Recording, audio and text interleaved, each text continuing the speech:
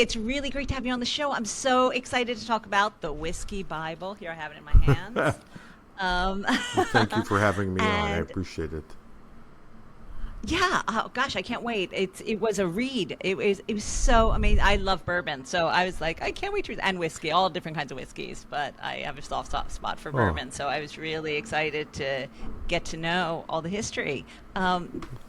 So on Lush Life here, we kind of go back before we go forward, and I'd love to know about, where your love of whiskey started, way back even before you started yeah, at Food and Wine, where you grew up and how you fell into this yeah. world of drinks journalism. It's a great question. You know, it's funny. A lot of folks think that like I must come from family of distillers or serious whiskey drinkers or collectors and aficionados, and I feel like I'm letting everybody down by admitting the truth, which is that like my family, there's always been a small liquor cabinet of all types of spirits and wine, but my parents are like not great imbibers. There was no nightly cocktail hour. There were no early lessons on the difference between bourbons or single malt scotches. I feel like I'm letting everybody down. My grandfather, had a small bar in his living room. He passed away when I was a small kid, and I was always fascinated by the whiskey. There's always several bottles of Chivas Regal in the back of the liquor cabinet and some other stuff. But it always fascinated me, like what these were and what they would taste like, and most of them, to be honest, were sealed, like were mostly full. I imagine when he was alive, like as was the custom for many adult Americans, would come home and have a glass of whiskey. Like my wife's grandfather, who lived in New Jersey, would come home every day from Manhattan and have like a Dewar's, on the rocks, right? That was his way to decompress and sort of the ritual to go from the work life to the home life, right? I didn't grow up with that, right? And I'm not. And while we're on the subject of like busting my own personal myths, I also think a lot of people assume that I have the appetite of somebody like Winston Churchill or Hemingway or, God help me, Bukowski. And I don't. Like reading about Churchill, like it's incredible. It's amazing that he was able to do anything, right? Productive. But right, you Absolutely. read his memoir, and it's he's starting with whiskey highballs and Oh, champagne, yeah. and before dinner drinks, and it's like an incredible appetite for all types of beverages. And often people assume Wait, that I am like that, and I am not. since you brought him up in your book, I found it funny. Oh gosh, what did he was one of the ones to get a prescription for whiskey when he came over during That prohibition. sounds about right. That Yeah, just I mean, and that Yeah, that was from your book. That made me laugh well, so hard. it's just kind of funny because to write about whiskey and cocktails is in some ways to write about Winston Churchill and his family, right? So for a long time, one of my favorite stories about cocktails and spirits was that if you ask somebody when and why was the Manhattan cocktail invented, people would say, "Oh, Winston Churchill's mother, Jenny Jerome, who was American, was throwing a party for Samuel Tilden, the new governor of New York, and it was at the Manhattan Club, and they created a signature cocktail, which of course was the Manhattan." And like, what a fabulous story, right? It was one of my favorite stories to tell.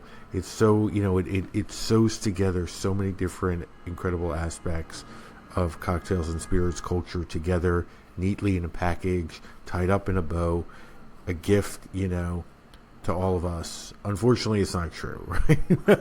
That's that. I mean, which maybe makes it better or worse, but she wasn't here. She was back in London giving birth to Winston, or about to. So Right. she wasn't here. She couldn't have thrown the party, which is really unfortunate.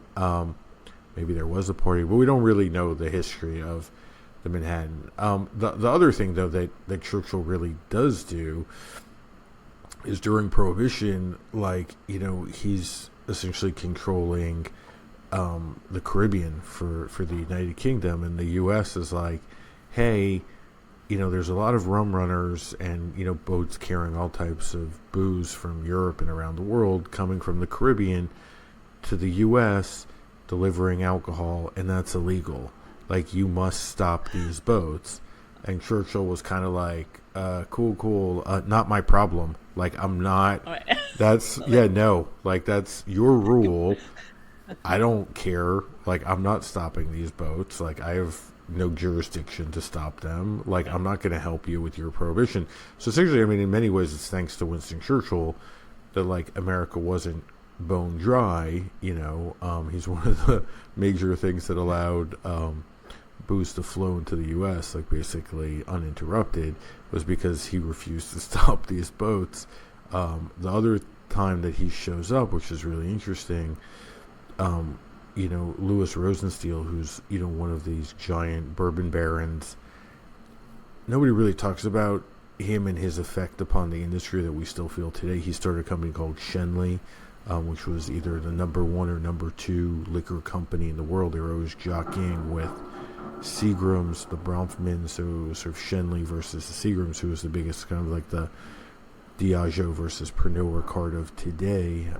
Sidney Frank, who started Grey Goose, married Louis Rosenstiel's daughter, which is really interesting, Grey Goose and Jägermeister. But according to lore, like, Louis Rosenstiel met Winston Churchill at some point, and Churchill was like, like, Prohibition, like, they're going to repeal it at some point, like, in the near future. And because of that piece of advice, Rosenstiel went around, like, buying up distilleries and, like, the intellectual property of brands for pennies on the dollar, so that when Prohibition was actually repealed, which at many times never seemed like it was going to end, right? But he went around, invested, which was a huge gamble, but it paid off in spades. He had all of these distilleries, and most of them had to be rebuilt, but he had the names and the intellectual property, and sometimes their warehouses full of whiskey. So again, Churchill sort of, he constantly pops up, like, in all of these, like, different stories and brand histories, and both in incredibly huge ways and small ways shaped, like, the world of cocktails and spirits, and continues to. Yeah. Yeah, it's funny, coming back to the drinking, a lot of people are like, so what cocktails do you make at home, Suze? And I was like, no, I go out for Well, cocktails because people do it better than I. Let me tell you, I can make a good gin and tonic and, yeah. an old fashioned, but that's about it. I mean, the other No. myth about myself, like, suddenly feeling very revealing in this interview, but Busting the busting myth. Maybe myth this should be called Busting the no, Myths of Noah. exactly. I mean, I'm not a professional bartender, right? Obviously I can make drinks, but that's not, that's, people often assume that, or that, like, I have aspirations to own a bar, or to start a brand, or run a distillery, and work as a master chef. I mean, all these things are, like, would be incredible careers, incredibly difficult, like, take unique skill set that I do not possess, and a desire that I do not have right now to do those things. But yeah, I mean, But we're gonna talk about the ones that you do possess, which are great storytelling. And I guess that is what I'm interested. Would love to hear. When was this a passion throughout college to tell stories, to be in journalism, yeah. to tell lifestyle stories, or any kind? I mean, kind of thing. it sounds weird now to say, but, like, once I took high school and then college chemistry, I realized that, like, going to, like, medical school is not probably in the cards. I feel your pain. I happily understand. I took one semester of chemistry freshman year in college, and was very happy to find out I could drop it and still get credit for the first semester without having to take the second semester, and I could take the first semester pass fail, which somehow miraculously I did pass. But I mean, again, it's kind of hilarious that because of the Whiskey Bible, like I've had to learn so much about chemistry and biology and all of these things I never knew about or thought I would ever find interesting, like the eating practices of livestock, right? Or tax records or congressional bills and notes and, lawsuits, all this stuff, patent applications. But again, everything through the lens of whiskey and cocktails and spirits. It's like fascinating, at least to me, right? So, maybe if those chemistry classes had been taught through the lens of whiskey, I would have found them a lot more interesting. I still can't balance an equation for the life of me, and thankfully have good friends like Nicole Austin, who's the master distiller from George Dickel, and Todd Leopold from Leopold Brothers, and the late great Dave Pickerel, who I could call, and also Dr. Don Livermore up in Canada, and call and pick their brains and be like, okay, like, is this correct? Like, do I have the science right as a layperson?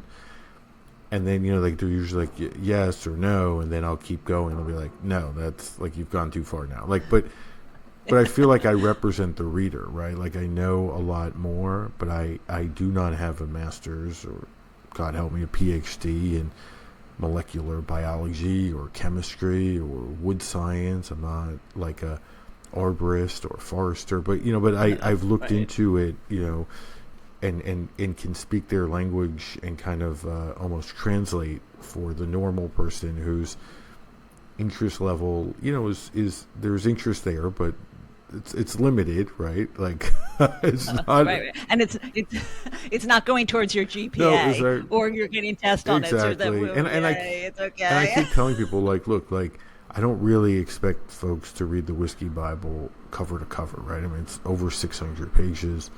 I kind of feel like people dip in and dip out. They hear about a new product or see something on the menu or somebody mentions something. They have it. They can just go right in. And also, like, the whole point of the Whiskey Bible is that I wrote it all down, right, for all of us.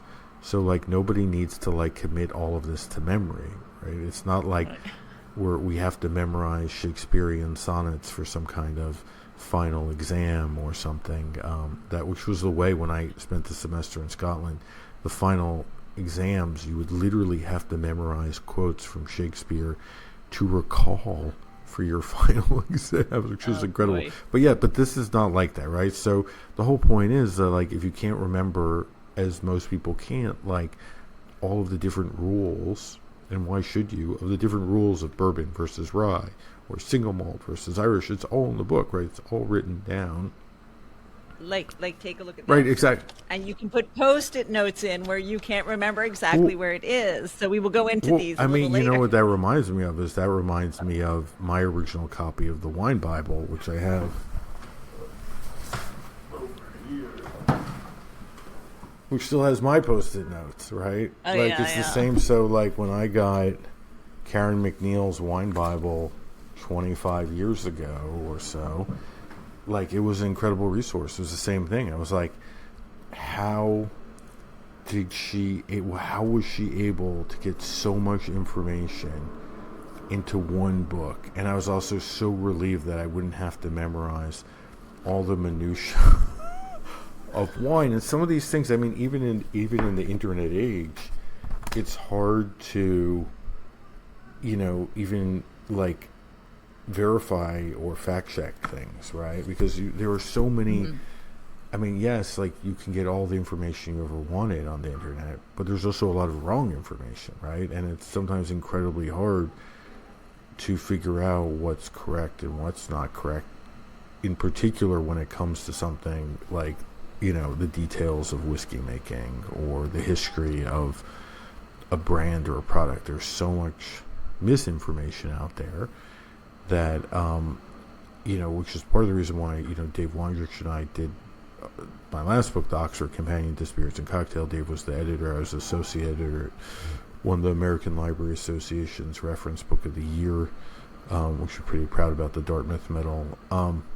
but that was sort of the driving force behind that book, like to finally set the record straight so that you could know beyond a shadow of doubt what you were reading is like the most up-to-date and accurate research about cocktails and spirits.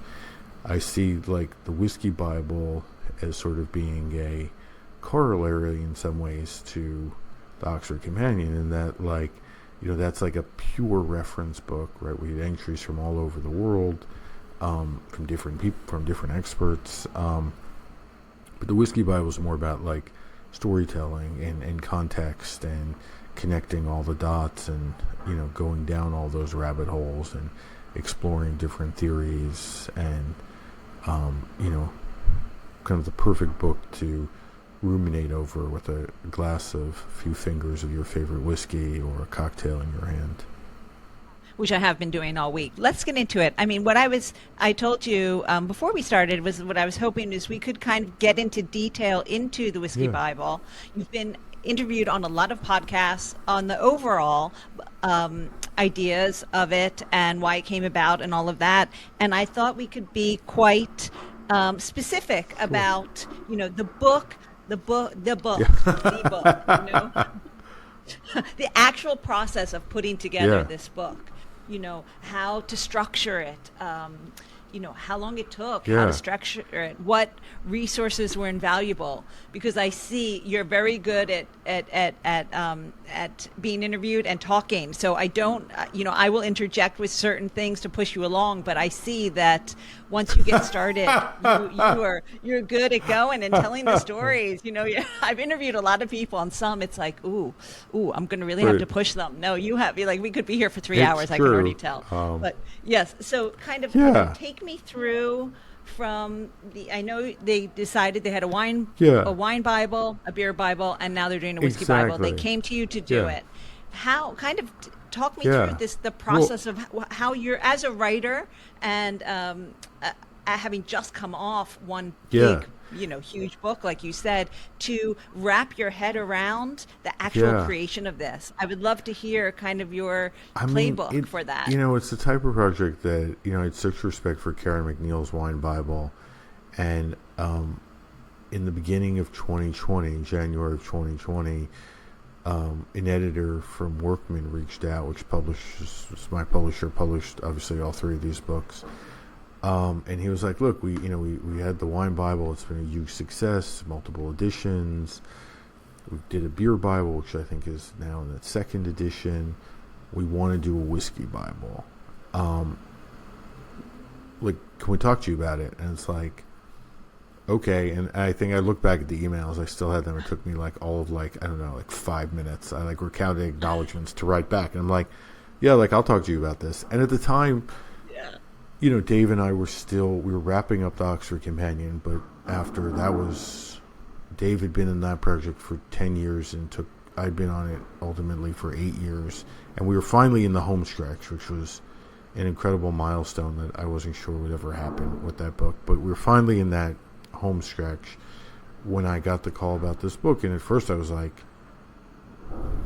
wow, like this is like a huge, you know, and I was at the time I was at Daily Beast. I was running the drink and food section called Half Full. Dave and I were doing our then podcast called Life Behind Bars. So certainly full plate. And I was like, wow, like, do I really want to go back to back big books, like amazing once in a lifetime opportunities?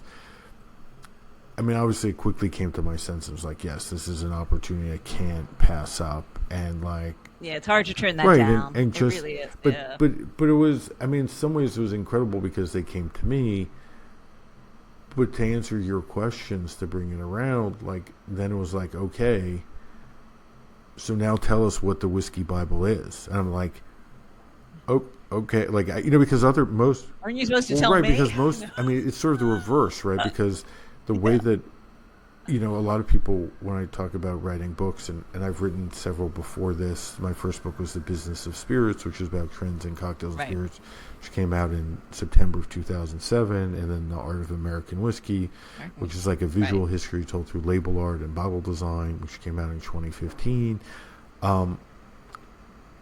So, I mean, I think one misconception that a lot of folks have who are both professional writers and non-professional writers is that you write the book and then you sell it, right? And that's generally for nonfiction not the way, right? I mean, maybe fiction or poetry. I don't really do that, so you have to have somebody else. But for nonfiction, generally, you put together a proposal, you put together sample chapters, proposed table of contents, the proposal. I have an agent, I work with her, about the proposal. You tailor it, and then they take it to market. And if you're lucky, at least one publishing house is like, yeah, we want to buy that book. Here's an advance, which can be, a few $100s, or if you're Stephen King, millions of dollars, right? And everywhere in between. And then you write the book, right? Or you finish the book, the parts that you didn't write. Sometimes they have big feedback as to how you should revise even what you've written, but whatever, right? So, and then you turn in the book, it gets edited, you come back with questions, it's a whole process. But here was in some ways the most wonderful scenario, but also the hardest, because they're like, we want you to write this book for this series. I was like, amazing. Now tell us what that book is. And the first part of this was just creating the whole rubric of the chapters, and how a lot of the information sort of overlaps. And in some ways it's incredibly difficult to read these things on a screen, but something like the Oxford Companion, I have both the digital version, also the hardback version. I find myself using the digital version more often for that book, because you can search, right? And something I don't know, you're looking for a daiquiri, but it shows up in multiple different entries. So you kind of go through the list of search results, and sometimes you're like, wow, I didn't understand. I was working on a story about aguardiente, from Colombia. And it shows up in different entries in Oxford Companion, and that leads to epiphanies where you're like, wow, cool, that was a term that was used for all types of spirits back in the day, even things like rum. Yeah, well, just to use your book as an example, twice I've used it. I also have both the online version and the hardback version. I had to write a piece about wine cocktails, use that, and then went on to something else, and also the Tom and Jerry cocktail. So totally. But I almost feel like the Whiskey Bible is sort of, yes, I mean the digital.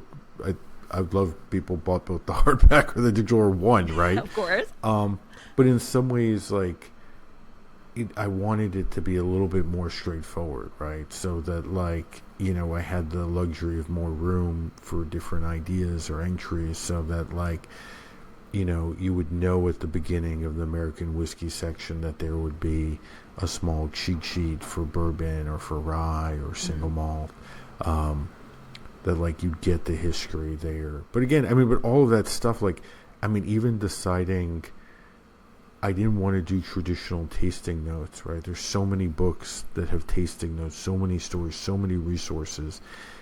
And the horrible thing about it is that once a book is published, unless there's a new edition, you can't change it. It's not the web, right? I can't update it. So if a brand kills the 18-year-old Scotch, which we've seen, over the years, is forecasting whiskey is very hard, because it's not tomorrow or next month or even next year, but 4, 5, 10, 18, 20 years down the line.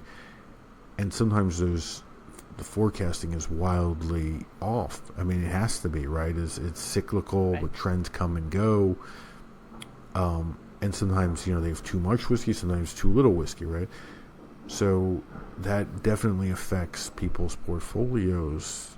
And I was like, oh God, this book, I kind of want to future-proof it a little bit, right? I want it to be evergreen. So if I do traditional tasting notes and, they discontinue this whiskey or take the age stamp, it's now totally useless. So it's like, oh God, okay, so how do I... So that took a lot of thinking, right? And puzzling out. And it was one of those things where it was like, okay, I'll work on the other half first, the other halves of the chapters. And then I realized, let's do family trees.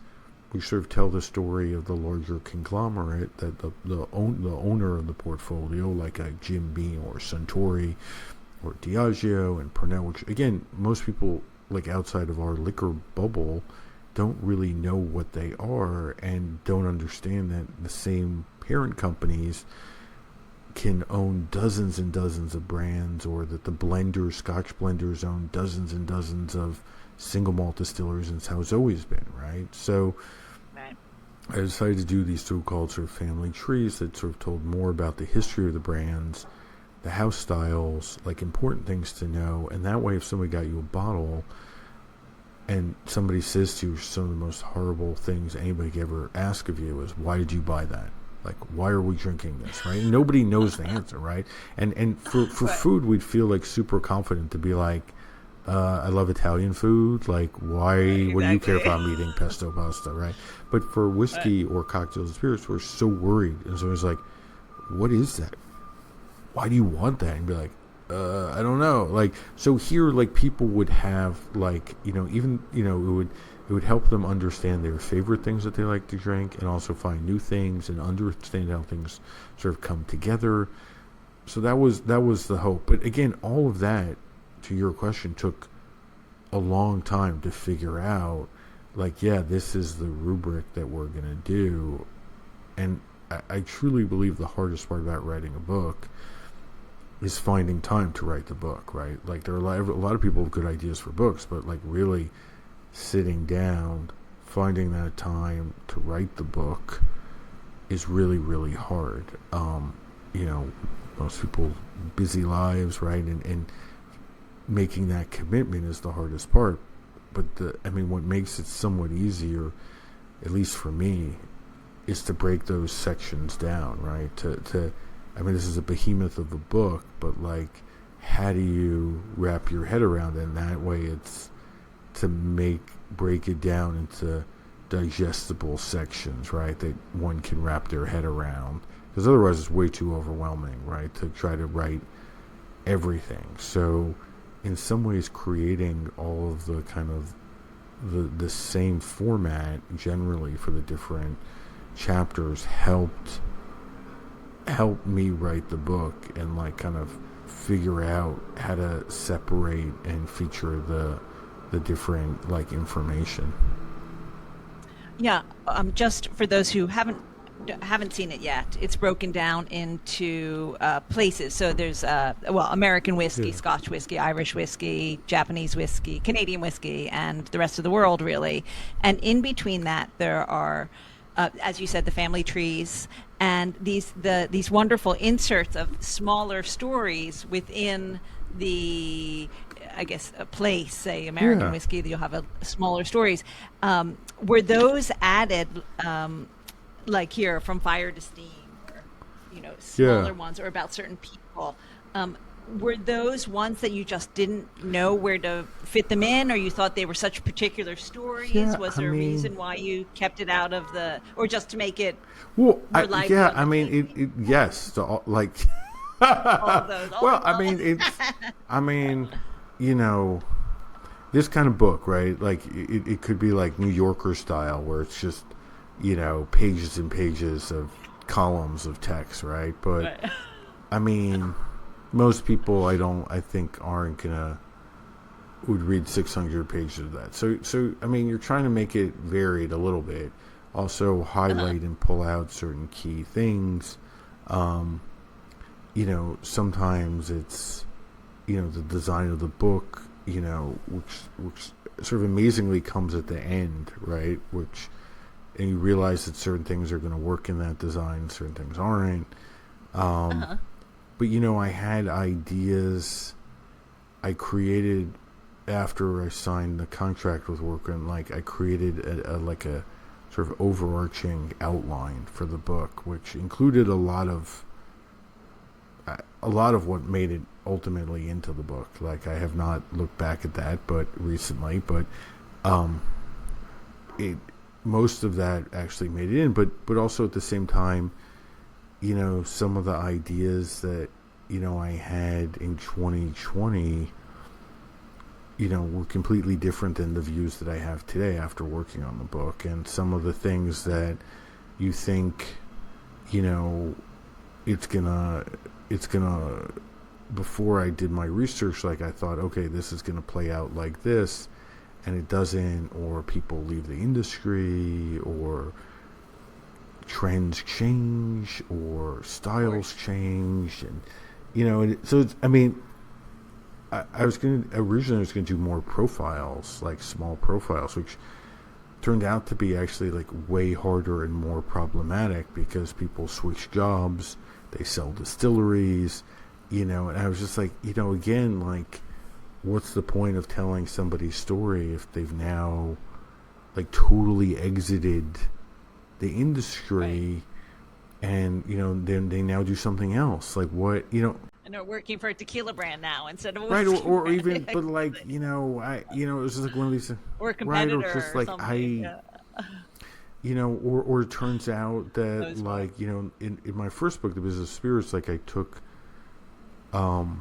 I forecasted out like some of the categories that might become large, like in the future, right? And it's, I mean, it's like a whole other world. Like one of those was tequila, right, and mezcal, and obviously, No way. obviously, And that was 2005 you wrote that, right? yeah. So like, Oh, yeah, but I mean, I 2007, was right? writing it around that time, but like, yeah, I mean, so I mean, it's a completely different world, right? And in '07, even something like rye whiskey, straight rye whiskey, was incredibly hard to come by. Like to get a Manhattan made it out of rye whiskey and not Canadian whiskey, which might include rye, but 100% rye whiskey, whether from the U.S. or Canada, was nearly impossible, right, for most people. And if you asked for rye, most people have no idea what you're talking about, right? So to fast forward to today, where you go into a lot of bars, restaurants, liquor stores, and they have like racks and racks of ryes from all over the country and even all over the world, right? So it's sometimes just, we kind of forget how much change has happened in roughly 25 years. I mean, I would never have believed you if you had told me some of the things that we now take for granted, that, the old fashioned is once again one of the most popular cocktails in America. Like, No, for me it's the Negroni. Negroni too. It's like really these like weird spirits, three spirits. Yeah. As a bitter cocktail has become. Yeah, I mean, It's not the fuzzy navel anymore. it's not the. It's It's true. sweet. I mean, It's bitter, bitter, bitter. it's a weird. So I understand. I mean, I never would have thought, like, I remember when Gary Regan, rest in peace, was, pushing the Negroni, 15 plus years ago, finger stirring them for anybody who dared to have one of his drinks. Yeah. And I was just like, I mean, this is cute, but like, is anybody really going to drink a Negroni besides like the several hundred people in our like world? Like, I mean, I think when Bar Germany opened in London, that was like, okay, I'll try this thing. And, it's not that long ago, embarrassingly. yeah, I mean, but it's, And then fell in love with it. I mean, I remember, Maybe, yeah, yeah, 12, 15 years ago. like in 2009, 2010, I remember talking to one of the founders of Employees Only in New York, and he said, one person a year orders an old fashioned, and I don't want to charge him or her for the drink because I'm just so happy that they want an old fashioned, right? And I mean, obviously, Employees Only always has had an incredible cocktail selection program. They were like one of the first places to really figure out how to do high quality classic cocktails, but in large volume and quickly, so you weren't waiting there for like 15 minutes for your cocktail, which is often, especially then, was a common occurrence where you go in and the juices would be squeezed, a la minute, like, and all. It's They take the sugar cube right, out. literally, like, you're like, okay, bitters like, on it. I'm gonna need like a shot while you make this cocktail for me, right? Or a glass of prosecco. But and now, I mean, perhaps thanks to Mad Men, you get such a influx of popularity, or just a meteoric rise in popularity for something like the old fashioned. One episode, Don Draper makes one supposedly, for Paris Hilton's grandfather, Conrad Hilton, right, at a country club, and he literally not only shows Conrad Hilton how to, or his avatar in the show, but America, right, the world, how to make an old fashioned. And again, it's the original definition for a cocktail that we found in print that goes back to 1806 in a Hudson, New York newspaper, where an editor uses the word cocktail, at the time 2 words, and a reader wrote in, like last week, you mentioned the cocktail, what is that? And their editor writes back, it's a mix of spirits, sugar, water, and bitters, right? So this, basically the definition for an old-fashioned, which then becomes sort of the bedrock of cocktails, where then in the late 1800s people bring in sweet vermouth, dry vermouth. You get all this creativity, and leads to the martini, the Manhattan, which are sort of Siamese twins, of sorts. It's essentially, it's not, it's the same person. It's 2 sides of the same person.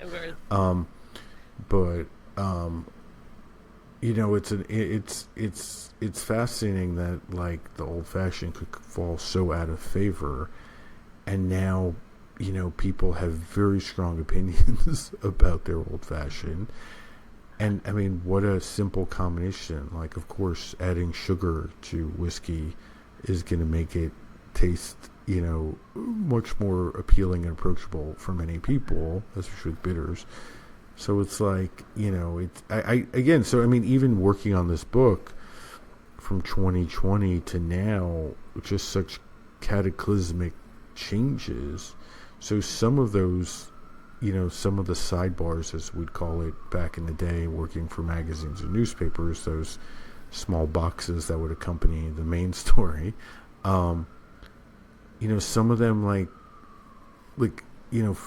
in 2020 would have seemed interesting and novel. Now everybody's like, whatever, like, I know how to make an old fashioned, or who cares, so what we take for granted now would have been revolutionary, 20 years ago. You would have been the smartest person, about in the world about spirits and cocktails.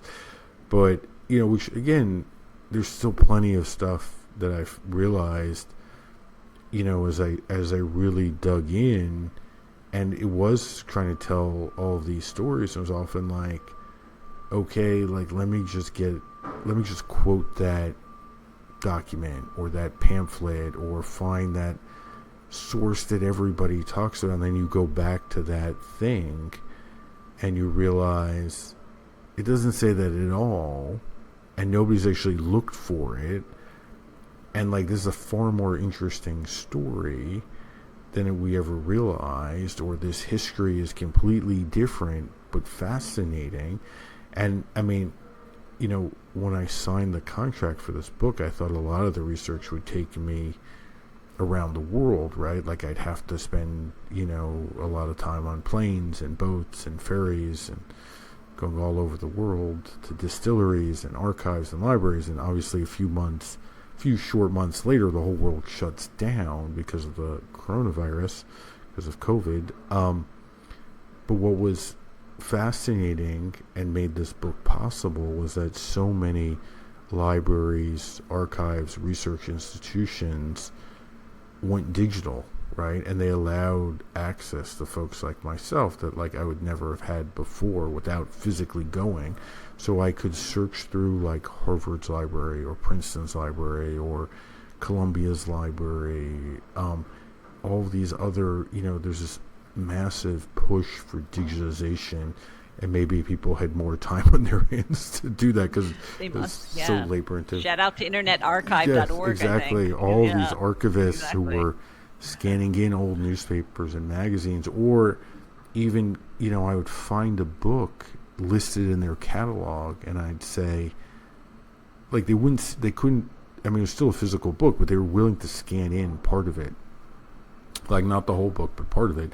And sometimes, these kind of wild fishing expeditions I would go on, at all hours, whenever I had a free moment, sometimes these books were wildly helpful that nobody had ever heard about before, right? Or they were things that were I'd see referenced, or an author, maybe it was well known, like a book or an article that they had read, but they wrote other books, right, or gave other lectures that were like printed, right, and it's like, wait, what? You know what I mean? Like, nobody ever talks about this book, right? Yeah. And sometimes, like, I'd be able to get, like, a chapter or section, and then be able to find it on Abe Books or on some other, antiquarian book site. Some of those books are like, for folks who do what I do, there are certain books that are like invaluable, right? Like, there's a timeline of Scotch history that is literally like, these folks just put this crazy timeline together. There's not a lot of commentary or context, and it's just like hundreds of pages of timeline, right? Which is interesting in itself, but like, to get a copy of that is like, it's not a cheap book to buy, right? So it's like some of these, like, tracking, or even if you have the money and want it, it's sometimes hard to find some of these books because they weren't printed in large numbers, right? And they're not available on the internet, like a digital version. So again, I mean, it's finding, tracking down some of these known sources that aren't that easy to find, but then also discovering all types of new sources and articles, and nothing really I found anytime I thought, okay, I'll just Google this. It never worked, right? It was always like, wait, what? And I was like, you know what? I got to go back. I got to read, like, old newspapers, or, things like, magazines like Esquire had incredible drinks writing in the 30s, 40s, 50s, right? About, and we always kind of think that, it's like, I don't know, like reading Chaucer or something, but like all this stuff was written just like we write today. It's not like particularly intimidating, or you need to like translate it or anything, but and that was in many ways the what makes the Whiskey Bible so different than so many other whiskey books out there that have been written in the past. It's just like pushing beyond, like not accepting the accepted version of history or the mythology, and often like wondering, a curiosity, like why did that happen, or what was going on in the world that necessitated that, and in some ways some of those questions were things that I've been asking my whole career, like since the Business of Spirits came out in '07, but it's taking 20 years sometimes to figure out like a satisfying answer to those questions. Now, with the family trees, I was just wondering, you're asked, this is an assumption that you, say you're writing about Glenmorangie or something, and you go to them and ask them for their history. You're trying to work out the history, or let's use that as an example, or you want to write the history of that, okay?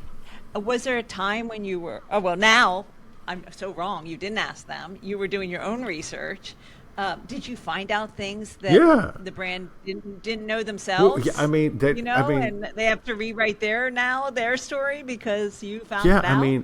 It's funny, like, when the Oxford Companion, we had that same thing, right, where a lot of, Dave would write an entry, or I would, or one of our many contributors, and it would contradict the traditional history, brand history sometimes significantly. And I thought, my God, we're going to get like hate mail, right? Like, people are going to call us, they're going to be angry, we're going to be like, have to defend stuff, like, we're not going to be invited to parties, people will throw drinks in our faces.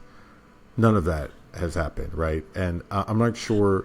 I was happy about that, right? I mean, either people didn't read those entries, or don't realize that it contradicts, or understand that it contradicts their history, or B, they're okay with that. Like, but you realize that, like, most brands, because of like mergers and acquisitions, like, have been bought and sold so many times that often they don't actually have a brand history, or they don't understand their history, So right? So interesting. like, and I found that out the hard way with my book, The Art of American Whiskey, when I thought, okay, I've sold the book. I'll just call up all of these different brands, be like, can you please introduce me to your archivist or your librarian? Right, that's exactly what I They'll just assumed. See, that's what I send asked me a you. whole bunch of labels. Right. Done this, I'll be done in like, a couple of weeks, months. Like, this is super easy. Like, I don't, and it's like no dummy. Like, and I found out that most brands don't actually have archive. I mean, Diageo has an incredible archive in Scotland. But again, like, their collections are deeper for some brands versus other brands. Or Mhm. Brown Forman has an archive, but a lot of other brands, like, they didn't have anything, right? Or they were like, this is all we have. Like, we have this one book that, like, of labels from like this random year. Okay, or I'd go to their distillery and I'd be like, what is this thing hanging on the wall? And they'd be like, I don't know, I've never seen it. I'm like, can I get a scan of that? Or, at Buffalo Trace, a woman who worked there had met a man at the local VFW hall who had worked in their bottling hall during Prohibition, and said, "Hey, I kept a scrap, like like an album, of all the things that we made, like at the time. Would you guys want it?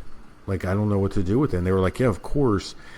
And it was Right. all of these labels and the boxes from all of the medicinal whiskeys that, Buffalo Trace, obviously a different name during Prohibition, but that they made.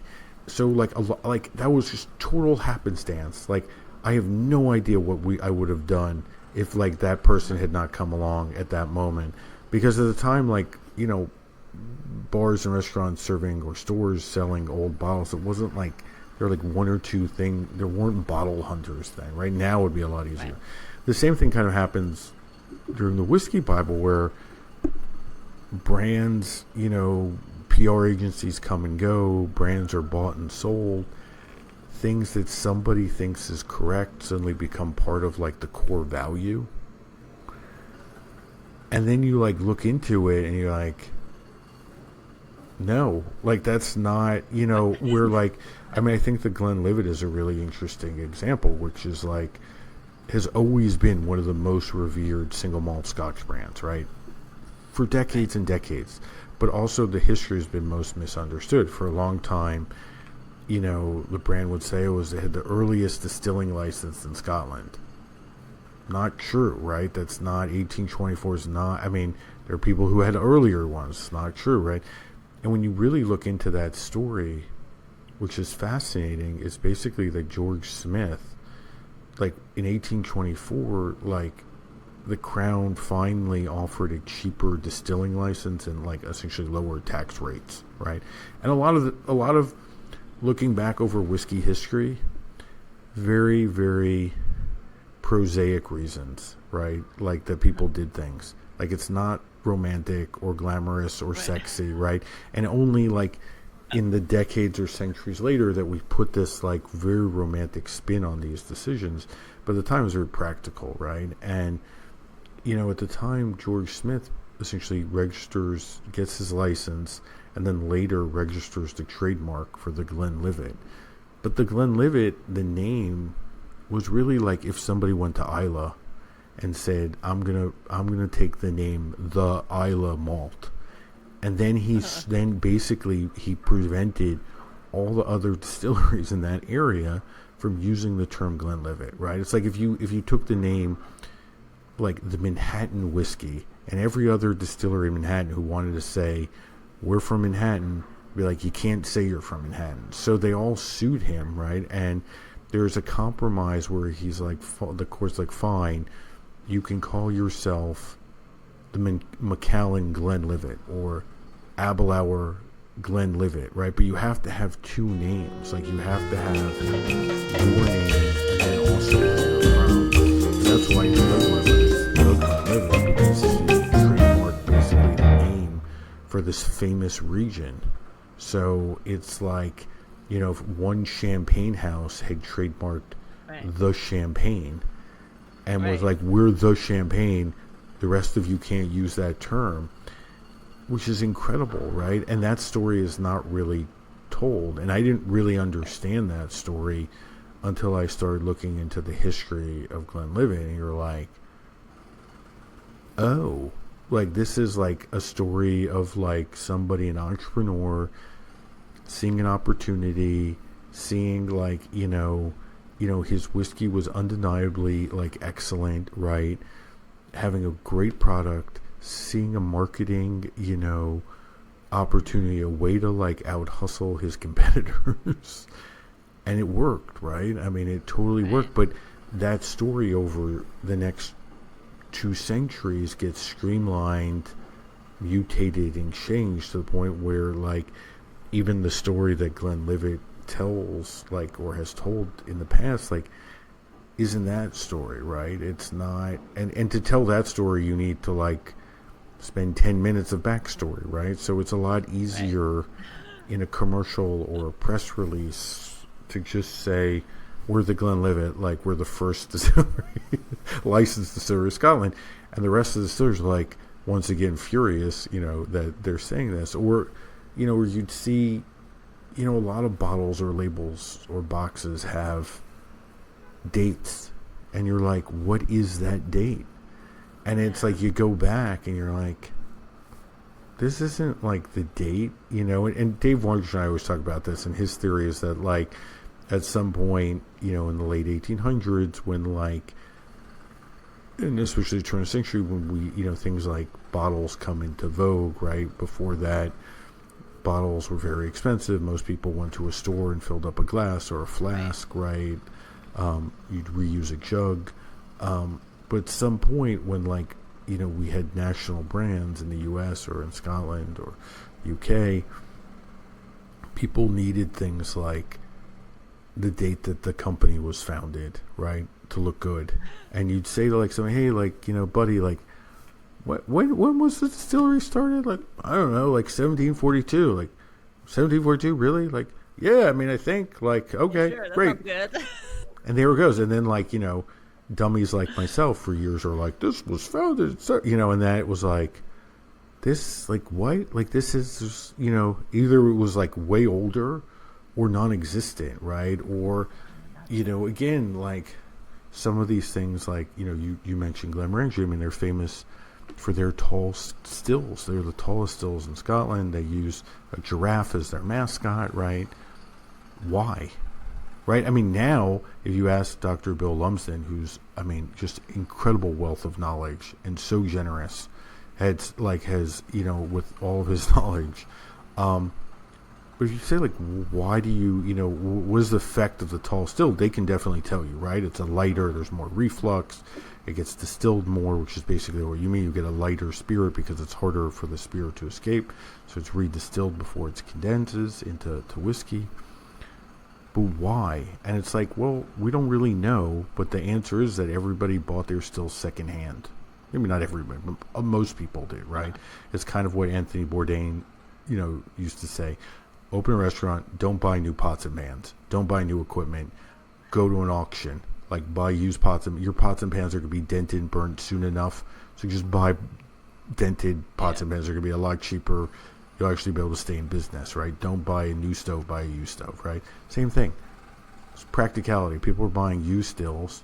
Maybe Glenmorangie, the original building, was particularly tall and narrow, or that was the still that they were able to buy or afford, or who knows, right? The same thing for Macallan. They're the smallest stills in Scotland. Was it because the barn was like 1 story? That was what they could find. That's what somebody was selling at the moment. I mean, it's all of these. And putting together, I mean, the back of the Whiskey Bible, there are 2 appendices. One with cocktail recipes, 30 classics, and then 30 modern classics from bartenders around the world. And then there was like a timeline, a global whiskey timeline, which I've never seen before. I mean, there have been ones done for specific spirits, but again, sometimes it really helps things come into view where you're like, when you pull out from, like, from the microscope to the telescope, I guess, like, you kind of pull out and see the macro lens instead of the micro, Right. global trends, right? And things sort of start to come together. And I felt a little bit like, you know, a little crazy times where, I'm seeing all these things connections that I didn't realize before, which again, I mean, some of these things took me weeks, months of research, consulting with different folks, right?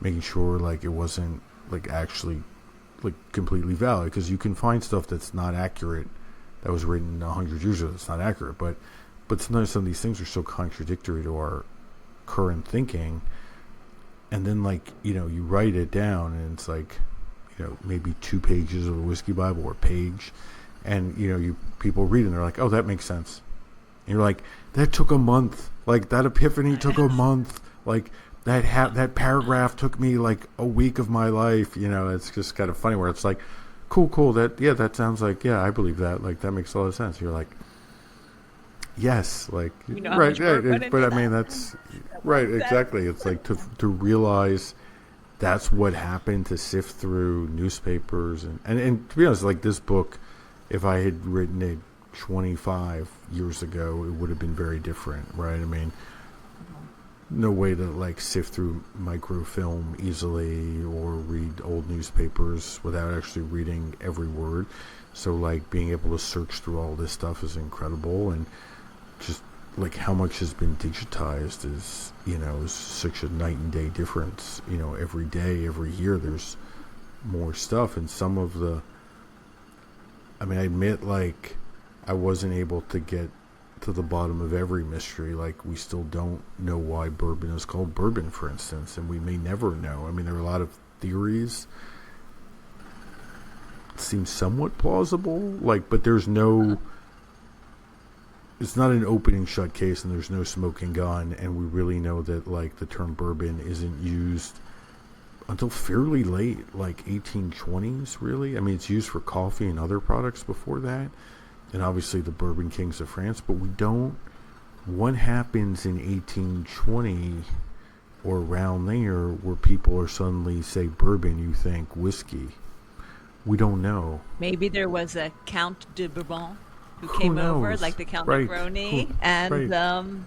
from France, and said, "This is a good drink, c'est magnifique," and that is But bourbon. tomorrow somebody could find that. You know what I mean? Like, could find Right, some, exactly. somebody right now is digitizing some small newspaper or a book or whatever, and we'll find out, like, that answer, like something convincing. Or it will be like, Well, sometimes it's nice to have a little bit of mystery around some absolute. things. Still, And sometimes you yeah, realize that some of this stuff is also not rocket science, right? And that, like, something, some of these drinks or combinations, multiple people have the same idea in different parts of the country or the world, where they're like, oh, okay, like, I mean, that's the same thing with Scotch and Irish whiskey. Like, what came first? Like, I mean, our idea of even geography is like completely different. These are people who were of course. all parts of the same, like, clans, right? Like in Northern Ireland. I mean, you can see Northern Ireland, Scotland, or like you could take a rowboat across, like, or maybe a speedboat, but like they're not separated by very much, right? So obviously these people are going back and forth.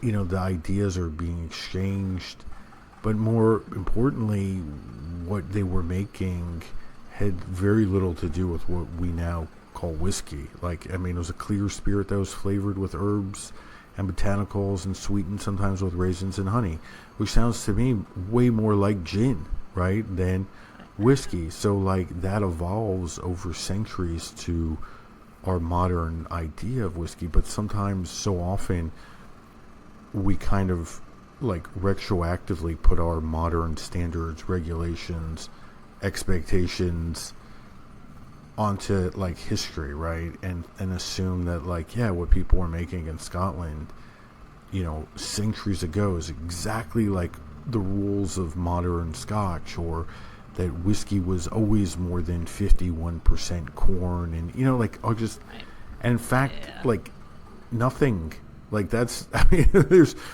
people take things away from anything from the whiskey Bible is that like everything changes over time, right? Water changes, grains change, yeast change, still technologies change, barrels change, wood changes, so that it's a constant evolution. Rules change. Rules change, right? I mean, Rules change. society changes, flavors change. So I mean, it's a wonderful evolution. So this idea of like authenticity is often like authentic to a single moment in time, right? It's not there is no, you know, it's not like somebody in like 1800 says like this is like a royal decree and says this is how today we shall have whiskey. Right, and what's in fact interesting is that in the U.S. at the turn of the century and in the U.K. they both convened like commissions essentially to figure out what is whiskey and what's not. And after like, you know, exhaustive research, which is wonderful reading for somebody like myself and incredibly valuable, essentially what they realize is whiskey is whiskey. It just can't be made of molasses, right? Which is like what is amazing, and only like leave it to politicians, of course. But you know, but in both, you know, the U.S. and the U.K., that's essentially the ruling. Whiskey is whiskey, like, but it can't be made from molasses. Anything else goes. It's thoroughly unsatisfactory, but you know, but gives you an inkling that things were never set in stone. So, yeah. Well, I think that is a great place to end today. Whiskey is whiskey. It's not rum. It's not made from molasses. And as you say, one of my favorite quotes that made me laugh, it is definitely not vodka. Listen, I want everyone, I don't want you to tell all your secrets, so I want everyone to go out and get the Whiskey Bible. It's just such a wonderful read. And, you know, I've powered through it, and I still want to go back and read again a lot of the not inserts. You told me they're not sidebars. Sidebars, and also try some of the cocktails. So thank you so much. This is so amazing. As I said, I could sit here and chat to you for hours and hours and hours, but I want everyone to go out and buy it. Well, thank you for having me on, and the kind words, and for powering through that. For that alone, I owe you it was wonderful. a It was a bourbon. wonderful read, everyone. Well, yeah. Well, I'm glad that you enjoyed it. Absolutely. So, well, we'll see you in New York. Yeah. Everyone can find the book everywhere. Yeah. There'll be links on my site. And again, thank you. It was great. It was great to have you on the show. Cheers.